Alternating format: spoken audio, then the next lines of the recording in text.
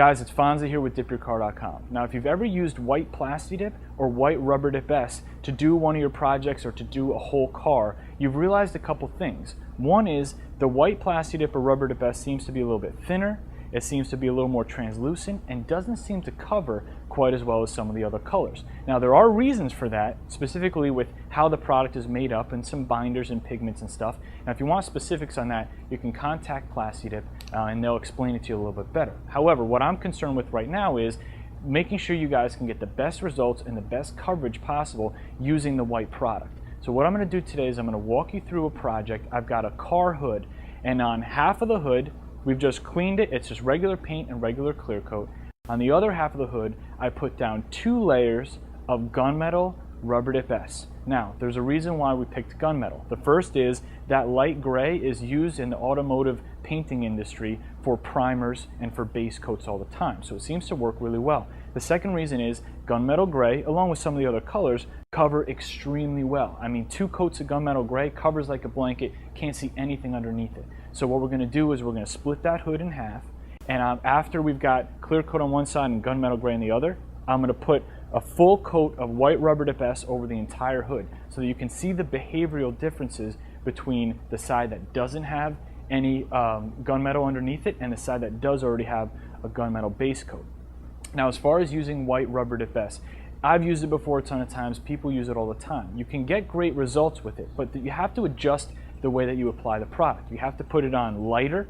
You have to put it on basically less at a time and moving the gun faster, because if you let it build up, because it's thinner, it'll droop and it'll sag down the car. So you can't shoot the white the same that you can shoot black or gunmetal or navy blue, for example. So I'm going to get to the project now. We're going to show you the difference when you put the white Rubber Dip S over the side that's got nothing versus the side that's got the gunmetal gray base coat. We'll see what the differences are.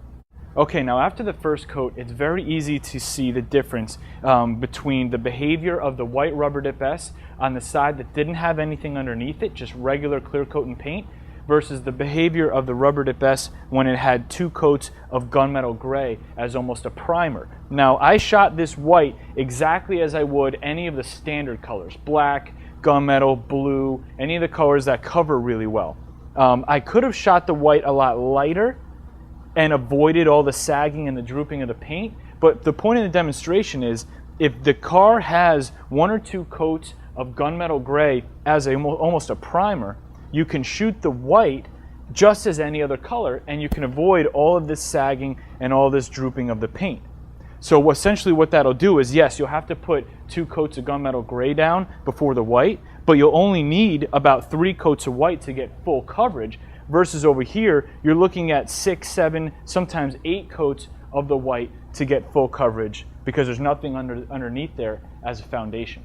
All right, guys, now you've seen the results versus putting down white Rubber Dip S or white Plasti Dip over just standard paint and clear coat versus the side that had the gunmetal as a base coat. Now, essentially, you could get great results, and I've personally gotten great results just using standard white Plasti Dip or white Rubber Dip S without a base coat. But you have to change the way that you spray. You have to spray it from a little farther away. You can't let it build up, and you can't put as much on per coat. So essentially, if I had a car in front of me right now and I was going to do a matte white dip job on it, I could either look at maybe between 7 and 9 coats of white to get a full perfect coverage, or I can drop 2 coats of gunmetal gray and then 3 or 4 coats of white, and I'd be done and pretty much guaranteed to have solid coverage all the way through.